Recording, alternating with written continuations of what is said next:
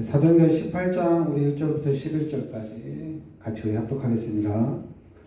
그 후에 바울이 아덴을 떠나 고린도에 이르러 아굴라라 하는 본도에서 난 유대인 한 사람을 만나니 글라우디오가 모든 유대인을 명하여 로마에서 떠나라 한 고로 그가 그 안에 브리스길라와 함께 이달리아로부터 새로 온지라 바울이 그들에게 가매 생업이 같으므로 함께 살며 일을 하니 그 생업은 천막을 만드는 것이더라.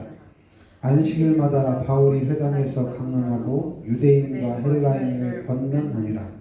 실라와 디모데가 마게도냐로부터 내려오매 바울이 하나님의 말씀에 붙잡혀 유대인들에게 예수는 그리스도라 밝히 증언하니 그들이 대적하여 비방하거늘 바울이 옷을 털면서 이르되 너희 피가 너희 머리로 돌아갈 것이요 나는 깨끗하니라. 이후에는 이방인에게로 가리라 하고 거기서 옮겨 하나님을 경외하는 디도 유수도라 하는 사람의 집에 들어가니 그 집은 회당 옆이라.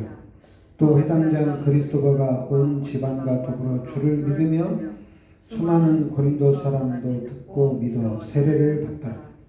밤에 주께서 항상 가운데 바울에게 말씀하시되 두려워하지 말며 침묵하지 말고 말하라.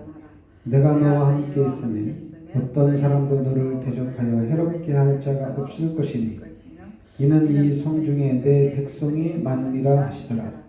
1년 6개월 머물며 그들 가운데서 하나님의 말씀을 가르치니라. 아멘.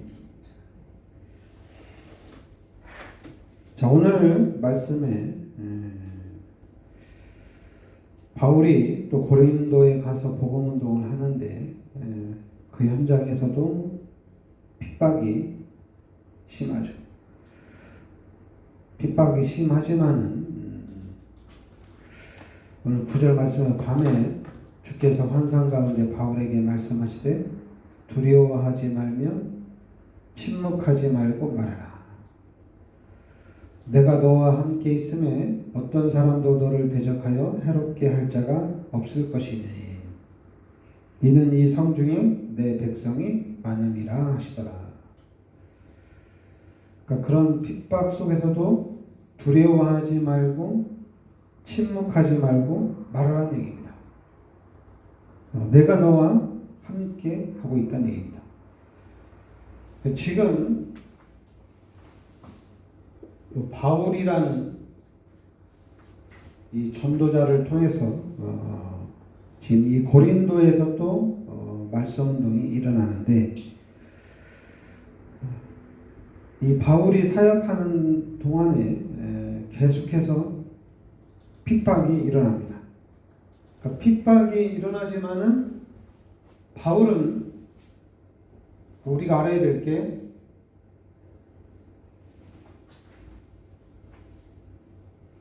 그 5절에 보면 실라와 디모데가 마게도냐로부터 내려오매 바울이 하나님의 말씀에 붙잡혀 유대인들에게 예수는 그리스도라 밝히 증언하니. 그러니까 바울이 예수는 그리스도라 밝히 증언한다는 얘기입니다. 그러니까 바울이 정확하게 잡은 게 바로 이 예수가 그리스도라는 이 언약을 확실하게 적용합니다. 그러니까 바울이 사역하는 데 있어서 어떤 핍박이 있어도 바울은 계속해서 복음운동을 펼쳐나가는 겁니다. 그러니까 바울은 한마디로 오직 전도로 답이 난 거죠. 그래서 오늘 고린도 지역에 갔는데 여기서 자기 집을 내놓고 말씀 운동하라는 사람이 두 사람이 나오죠. 그 첫 번째가 이제 아굴라와 브리스가입니다. 18장 2절 3절에 보면 아굴라라는 본도에서 난 유대인 한 사람을 만나니 글라우디오가 모든 유대인을 명하여 로마에서 떠나라 한 고로 그가 그 안에 브리스길라와 함께 이달리아로부터 새로 온지라 바울이 그들에게 가매 생업이 같으므로 함께 살며 일을 하니 그 생업은 천막을 만드는 것이더라. 그러니까 바울이 이 고린도 지역을 복음하는데 그 첫 번째가 요 브리스길라와 아굴라입니다. 이 사람의 집을 중심으로 말씀 운동을 펼쳐나갑니다. 그리고 또 7절에 보면 하나님을 경외하는 디도 유수도라 하는 사람이 집에 들어가니 그 집은 회당 옆이라. 요 디도 유수도도 자기 집을 내놓고 자기 집에서 말씀 운동을 본격적으로 펼쳐나갑니다. 그러니까 바울이 고린도 지역에 갔는데 고린도 지역 가자마자 교회를 세울 수는 없잖아요. 근데 그 지역에 가서 브리스가 아굴라를 만나고 디도 유스도를 만납니다. 그래서 이 두 사람 집에서 복음 운동을 본격적으로 펼치는 거예요. 그러니까 이 두 사람 집에서 복음 운동을 펼치는데 이 두 사람 집을 통해서 나중에는 고린도 지역 전체를 살리는 교회가 세워지는 그런 응답을 받게 됩니다. 그러면서 오늘 또 이제 두 사람이 이 18장에 나오는데 8절에 보면 회당장 그리스보가 온 집안과 더불어 주를 믿으며 수많은 고린도 사람도 믿고 듣고 믿어 세례를 받더라. 그리고 또 24절에 보면 알렉산드리아에서 난 아볼로라 하는 유대인이 에베소에 이르니 이 사람은 언변이 좋고 성경에 능통한 자라. 그가 일찍이 주의 도를 배워 열심으로 예수에 관한 것을 자세히 말하며 가르치나 요한의 세례만 알따름이라. 그가 회당에서 담대히 말하기 시작하거늘 브리스길라와 아굴라가 듣고 데려다가 하나님의 도를 더 정확하게 풀어 이르더라. 그러니까 브리스길라 아굴라가 아볼로를 데려다가 복음을 정확하게 설명을 한 거죠. 복음을 정확하게 전달을 한 겁니다. 그러니까 이 아볼로가 27절에 아볼로가 아가야로 건너가고자 함으로 형제들이 그를 격려하며 제자들에게 편지를 써 영접하라 했더니 그가 감에 은혜로 말미암아 믿은 자들에게 많은 유익을 주니 이는 성경으로서 예수는 그리스도라고 증하여 공중 앞에서 힘있게 유대인의 말을 이김이러나. 그러니까 여기 보면 여러분 두 사람이 나오죠. 그 회당장 그리스도바가 나오고 그리고 아볼로라는 언변이 좋고 성경에 능통한 자가 나옵니다. 그러니까 이 두 사람 다 구약을 믿는 사람들이에요. 구약을. 그러니까 회당장도 하나님을 믿는 사람이고 아볼로도 하나님을 믿는 사람이에요. 그런데 이 두 사람이 뭐만 모르냐면은 복음만 몰라요. 복음만 몰라요. 근데 하나님이 바울을 통해서 브리스길 아굴라를 통해서 이 그리스도에게 정확하게 복음이 전달되고 그리고 또 아볼로에게도 복음이 전달됩니다. 그러니까 그리스도보는 회당장이에요. 그러니까 유대인은 회당을 중심으로 사람들이 모여서 하나님께 예배를 드리는 그런 장소입니다. 회당장이 주인이죠. 회당장이니까 회당을 담당한 사람이죠. 그러니까 그 회당장 그리스도가 예수를 믿으니까 복음을 깨달으니까 엄청난 복음의 파급력이 나타나는 거. 또 아볼로는 구약 성경에 능통한 자, 언변이 좋은 사람, 그냥 훌륭한 교수님 이렇게 쉽게 얘기할 수 있는데 이 아볼로가 또 복음을 깨닫고 나니까 아볼로를 통해서 더 확실하게 복음이 증거되는 거예요. 그러면 이 사람들이 성경에는 능통한 사람들이에요. 근데 이 사람들이 모르는 거는 예수가 그리스도다.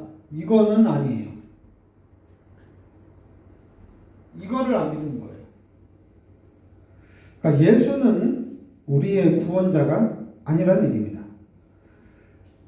그래서 하나님이 우리에게 그리스도를 보내주실 것이다. 그리스도를 기다리고 있는 사람들이에요. 구약을 가지고 그리스도를 기다리고 있는 사람들이죠. 근데 이 사람들에게 바울이 또한 브리스길라 아굴라가 예수가 바로 당신들이 기다리고 있는 그리스도다, 메시아다, 이렇게 전달이 된 겁니다. 그런데 이 복음을 듣고 회당장 그리스도와 또 아볼로라는 이 성경에 능통한 언변 좋은 사람이 복음을 깨닫게 됩니다. 그러니까 당연히 복음이 확산되어져 나가죠. 그러니까 우리가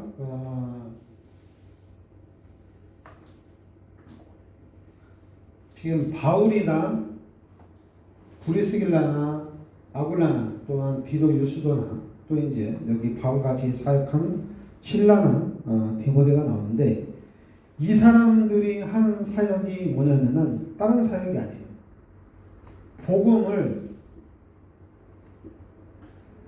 복음을 정확히 전달한 겁니다.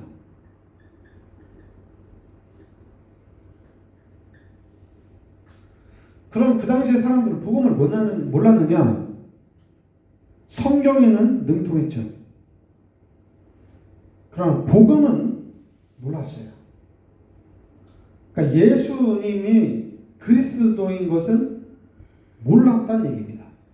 그리고 예수님이 그리스도라고 하는 사람들을 이단이라고 간주하고 그 당시에 법적으로 사회적으로 엄청난 핍박을 하고 있는 현장이에요. 근데 그런 핍박 속에서도 바울이 계속해서 다메섹에 가서 바울이 예수님을 만나고 난 이후에 예수님이 그리스도구나 깨닫고 난 다음에 본격적으로 복음 운동을 펼쳐나갑니다. 그러니까 지금 우리도 마찬가지예요. 지금 우리에게 필요한 게 뭐냐? 지금 사람들에게 필요한 게 뭐냐? 그게 바로 그리스도예요.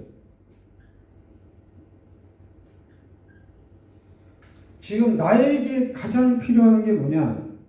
그러니까 기독교인들은 생각을 해야 돼요. 나에게 가장 필요한 게 뭐냐?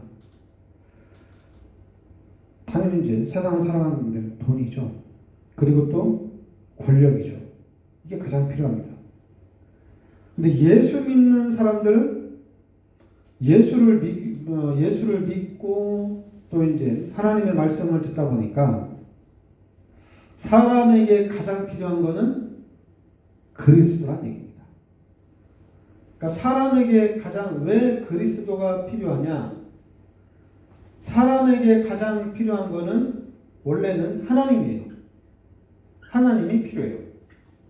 하나님이 필요한데 근데 사람들이 하나님을 몰라요. 우리 인간은 하나님이 절대적으로 필요하거든요. 하나님이 절대적으로 필요한데 근데 지금 세상 사람들은 뭐라고 합니까? 나 하나님 필요 없다. 난 내 힘으로 할 수 있다. 야, 그리고 하나님이 계시는데 하나님 있다면 내 인생 왜 이 모양 이 꼴이냐? 나 하나님 안 믿는다. 이러잖아요. 그러니까 창조 원리가 그냥 간단해요. 물고기는 물속에 살아야 돼요. 이게 창조 원리예요. 근데 물고기가 물속에 있으면서 하나님을 모를 수 있죠. 몰라도 상관은 없죠. 물속에 있는데. 근데 만약에 물고기가 물 밖에 있다면, 땅에 있다면 이건 엄청난 고통이거든요. 마찬가지로 우리 인간은 하나님의 형상대로 하나님과 함께 살도록 창조가 됩니다. 그래서 이 창세기 1장 27절이 우리한테는 이게 엄청난 거예요. 우리 인간을 하나님의 형상대로 창조했다는 얘기입니다. 우리 인간을 하나님과 함께 살도록 창조가 됐다는 얘기예요. 그럼 우리 인간은 하나님을 제일 잘 아는 사람이 우리 인간이 하나님을 제일 잘 알아요.